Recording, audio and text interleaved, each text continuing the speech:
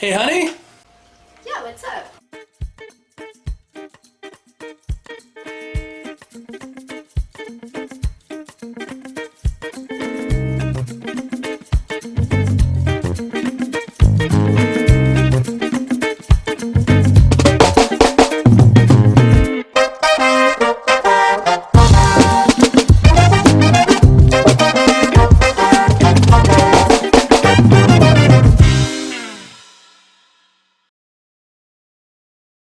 Hey, everybody. I'm Fen, and this is Retro Review, a review show where we go through my copious amounts of out-of-date and out-of-print D&D books, magazines, other game paraphernalia, one at a time. And to keep me from rambling, we have Laura. Hey, everybody. So I'm going to ask us a list of questions to keep us on track. All right. So what are we reviewing tonight? Dragon Magazine number 283. Okay, and where did this one come from? All right, I gotta check some numbers of the other ones. Okay, so this one again is a B. Dalton's bookseller. Yeah, I just going checking out the third edition D&D books with my old college D&D crew. I'd always pick up one of these every month when we were stopping at B. Dalton to get books. So. Okay. Do you want to give us a quick synopsis of the articles inside? All right. So articles in this one, as you can tell from the cover art, is clerics and deities focused issue. The whole smiting evil cleric here on the cover.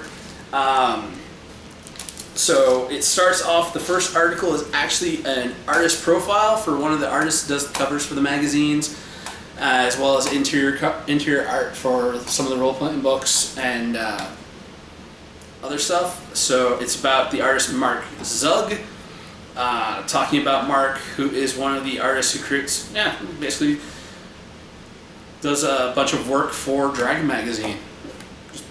They were just giving him a little shout out.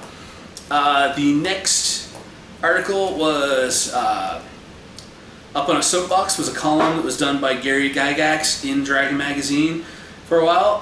The final 4 RPG elements is the topic of this article by Gary. It's talking about the core elements needed in RPGs. He felt that staying in character, being your character while you're playing, was a fundamentally core needed aspect of the game. Story, both in-game, like progressing the story of the game, but also the backstory. He wanted it to basically be, it's a creative storytelling game. So story was fundamentally core to his ideas. Mm-hmm. Strategy, actually taking the time to think things through and try to solve the puzzle and not just go in and hack and slash. That's why so many of Gary's signature dungeons were designed, especially the Tomb of Horrors was designed as a thinking man's dungeon, a strategy dungeon. Because if you went into that just trying to kill everything, you're gonna die.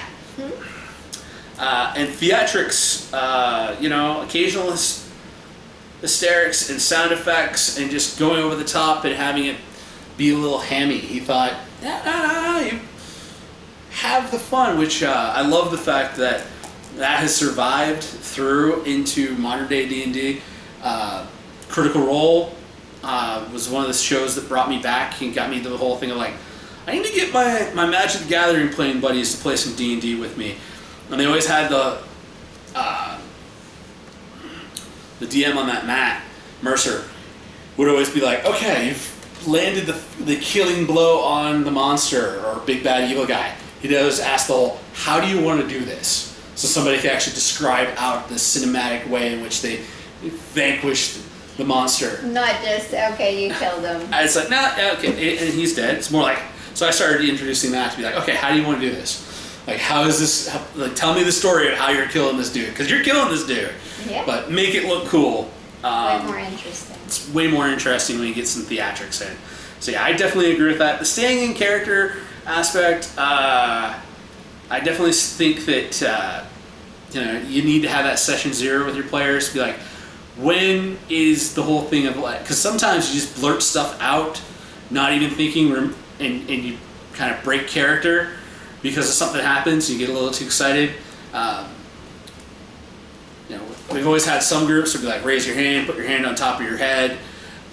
Just some way to be like out of character, or you just saying out of character and then say it. Because you got some DMs that are like, oh, you did that?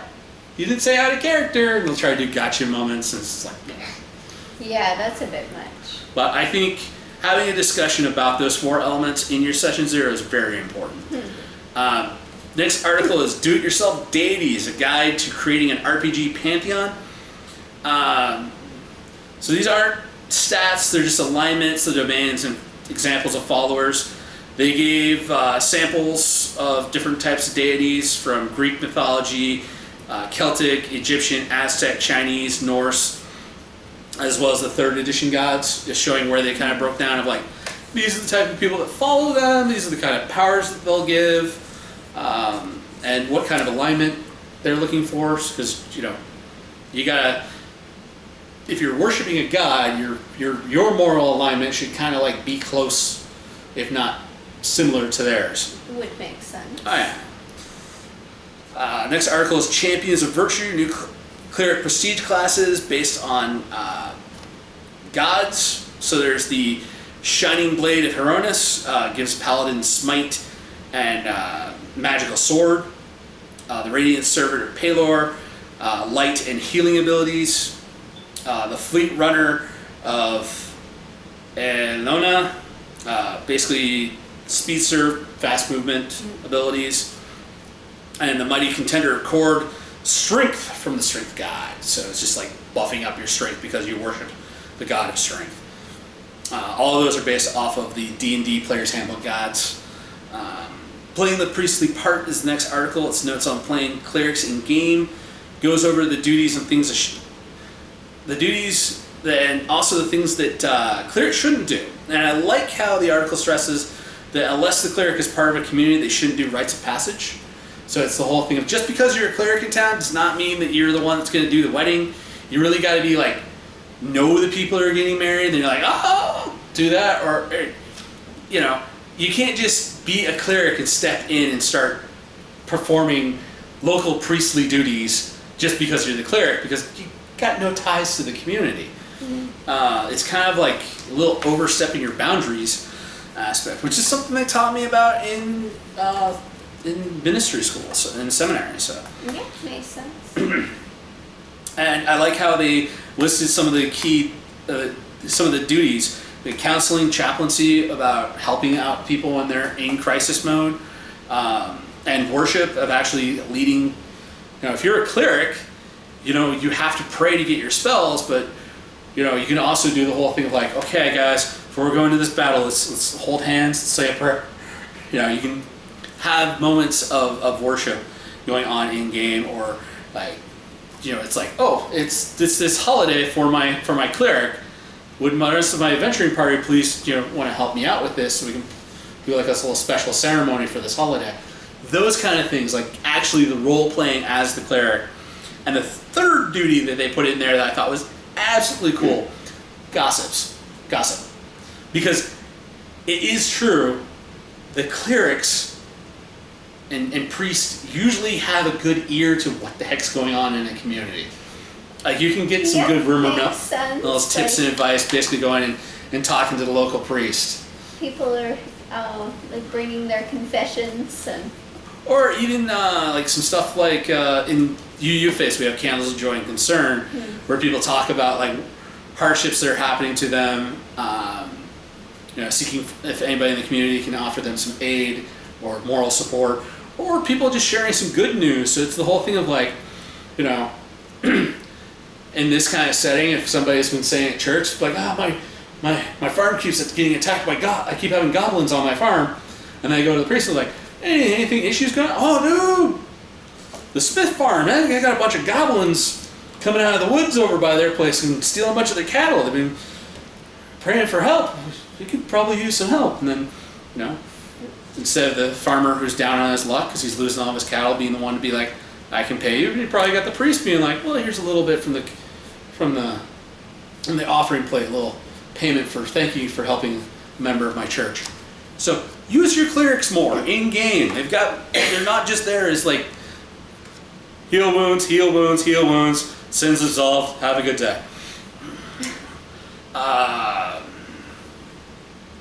So yeah, that really needs to make a comeback.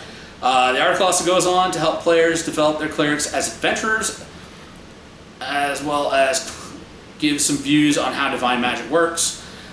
There's basically like 3 philosophies of how divine magic works. There's the miracles of faith, because you believe in it, it happens. Then there's the power of ritual, because you did these things and got these certain components together, because that all somehow channels divine energy. And then there's the whole thing of like, you are the hand of God, and basically your God is just like working through you. So it's the whole thing of like, you're not actually casting the spell, you're just kind of like casting the spell as saying the prayer, and then the God's just like, push. Right. So, next article is Realistic Religion. Article on creating a religion using universal archetypes. Which that article had a good name job of putting Joseph Campbell and his writings about the hero's journey and mythology. He was a college professor who studied myth, wrote a lot of stuff on finding a universal myth code using archetypes. If you haven't read any of his books, The Hero of a Thousand Faces, definitely would recommend. So it has a checklist to fulfill all the key aspects of religion, to figure out like key rituals, holidays, and other tradition. The article also states a list of common divine roles, like the god of war, the divine mother, the keeper of the dead, the trickster. And there's some notes on how to create some common myths, like how did the world get created?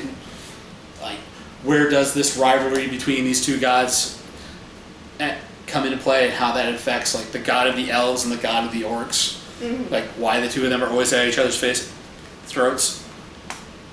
The next article after that, we break away from a bunch of the divine topics of conversation and talk about movies to watch to get inspired to create D&D adventures. It's the D&D Players Movie Marathon.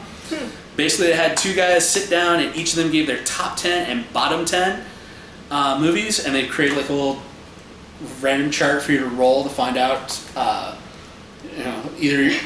either roll high to get like a bad movie, or roll low to get a good movie, or something like that. So you got like 40. There's 40 different options, but a bunch of their movies showed up on each other's list. Don't worry, Princess Bride made both of the top 10s. Well, that's good. I do want to see 2 of the movies because I haven't seen. Okay, so one of them that was ranked pretty high was the Excalibur movie from the 80s, and I haven't seen that movie in like 35 years. So I remember pieces of it, but I don't remember all of it. Like, it was really good. Like, they had a lot of British actors in full plate mail armor and speaking in it's like Shakespearean actor. The King Arthur movie. It's the King Arthur movie. The whole story of Excalibur. I think it was close to like 3 hours long. Like, it was one of those ones where they made it long and spent a lot of budget on the effects and props. And the other one I want to see, both made their list for being the worst sword and sorcery movie ever. It was a movie called Conquest. And if you, I'll put the question for this episode. Have anybody watched Conquest? And am I up for, like, is it as bad as they say? Am I going to have a horrible time watching that movie? But I won't spoil it for anybody who is like doesn't want to see a horrible movie or anything like that. But we'll move on to the next article. Next one is my character wouldn't do that. Basically, it's notes on plot hooks, not working with a character. Basically, a good article on getting players in the DM to compromise on the story of a game, because sometimes you get into some situations where you want the players to do something, but if you got one character who's like, no, my character's not going to do that. We're not going to split up the party. I'm not going to let this person be on watch so he can get captured. It's like, come on, man. Just story doesn't work. The game doesn't work if you don't like talking about that compromise of like, hey, again, session 0. It's like, hey, I want to do this tonight. You guys want to just roll with it? I know it's a very bad, campy movie idea, but trust me, I've worked on this, and I just need you guys just to work with me a little bit. Just go with it. Just go with it. If you got an idea you want to throw out there, some sort of incentive that'll will get you to do it, then let me know, and I'll work that in. The next article is a short story. It's called The Garden of Souls. It's about an adventure in the underworld. In this version of it, the souls are bound by brambles to the trees. Oh wow. It seems like a cool idea for the afterlife. Like it's like the more comfortable you are was like how good of a person you were. Like definitely like a purgatory style afterlife. Yeah, interesting. Like somehow if you can redeem yourself in the afterlife, you can get released from your tree and go to the better place. Okay. The next article is Flame Steward. It's a prestige class for clerics with fire magic spells. Would be cool to use like if you're trying to get like Melisandre from Game of Thrones, who's the fire priestess of the god of light. I know you didn't watch Game of Thrones, you haven't read the books, but they had this idea that there was the god of light, and they would basically use like fire magic, and they could heal people and cause swords to burst into flame, and all those kind of cool things. Okay. It was like the god of fire. Yeah. Next article is Foes of Stormweather. It's a Rose Gallery article with about a 20th level wizard and his crew to be able to use in games as some big bad threat. Next article is Versus Treants. It's tips to kill treants, but why would you want to kill a sentient tree that guards the forest? I know it's. I think that was just a way to piss off the druid. The druids are going to hear about this, and they're not going to be happy. Alright, next article is the PC portraits. You get 14 headshots for characters to use in-game, either as your characters as a player or NPCs if you're the DM. Next article is the forum. It's a monthly letters magazine where players can write in and reply to other players, and thoughts get shared back and forth. One that stood out to me was a mom talking about how she let her sons play D&D, and it has been great, and really sparked their imagination, got them into reading all that stuff. I love those little articles. It's like, oh, Mom, and I let my kids play it, and they turned out great. You know, definitely better than all the satanic panic moms out there who are like, you're not playing Dungeons and Dragons. Okay, Mom, but can I buy this Star Wars RPG book? That's why I've got Star Wars RPG. I wasn't allowed to play D&D until I had my own money. Well, I wasn't allowed to buy D&D until I had my money. I still played it with buddies. Right. Play is the thing. This column just how to make gameplay better. This one is Object Lesson. The title of it. The play is the thing. The Object Lesson talks about how a character's gear can help tell their backstory. But not capturing the plays the thing which will capture the. What was it at the game? I don't know. It's from Hamlet, right? It's Hamlet. Yeah, it's Hamlet. Well, and I've always. You think about it. I'm going to talk. One of the things I've always liked about that was about this whole thing about character gear telling their backstory. I used to have writing exercise where basically it's like, what do I have? What does this character carry? What's in their backpack? The kind of thing of like you just kind of like go through and you create a list of all the stuff that somebody would carry around with them every day. Conscience of the king. Conscience of the king. So, yeah, definitely like this idea of having gear on your character's person that tells their story. Yeah, that's cool. Like a blanket that was made by their mom or something like that. Yeah, that's sweet. Next article is the Sage Advice. It's the FAQ column they include every month, answering questions about usually about the current books that are out. This month just goes over some questions that players have about the monster manual. Some of the monsters. I didn't really see anything that stood out in that one to like report to everybody. So, role models, that's the miniature focus one. This one covers painting many faces. Very, very bad article. Like, none of the pics really show what the article is talking about. So there's not like the introductory box sets for Warhammer 40k have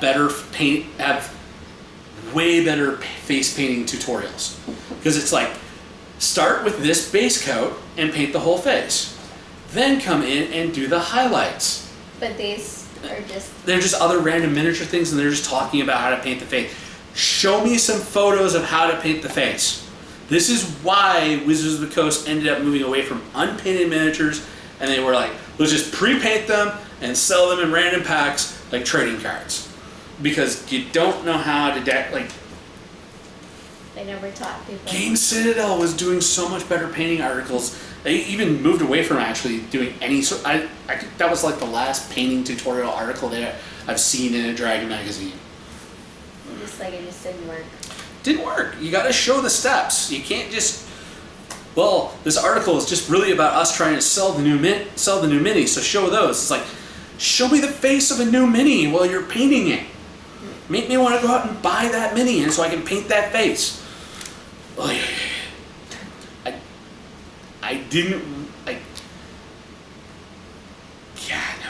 The mini articles in Dragon Magazine were horrible. The last article is the Dungeon Craft column. This one is the article subtitle for this issue is Gotta Have Faith Part 1. I wish I had the next issue because this sounded really cool. They came up with a primeval pantheon of dinosaur gods. Dinosaur gods? Yeah, so apparently the god of light and the god of darkness for this primitive world. The god of darkness finally killed the god of light, but he realized that in ending the eternal struggle between the two of them, he had postpartum depression, and he was like, I'll let the dinosaurs eat me and take on my power.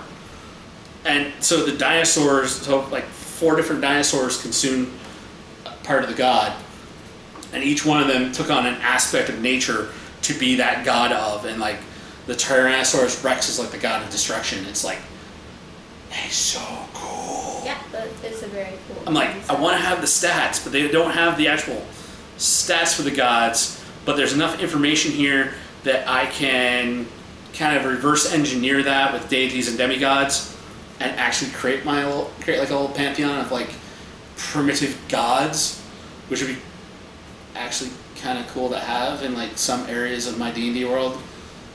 These are the old gods. Yeah, it's a cool, interesting concept. Yeah. Okay, well that's all the articles. So which ones are you planning to keep? Well, I'd like to use the Dungeon Craft to reverse engineer some dinosaur gods. The movie marathon, I plan on keep. I want to make a copy of that so we can kind of do some sword and sorcery movies. Yeah, that'd be fun. I think just gonna glean over take some notes for the playing the priestly part and the realistic religions for my book. So when you were going through it,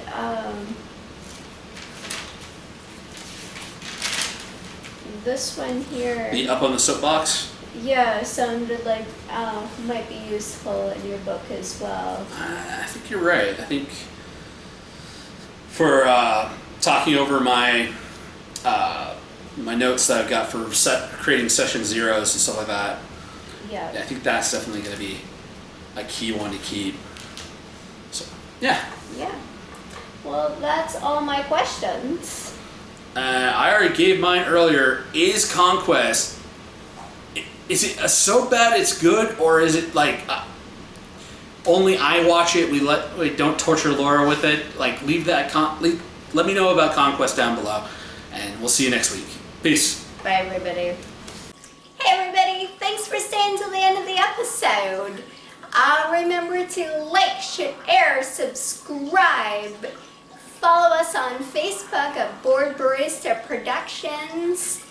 And if you want to support us, Patreon link at the bottom.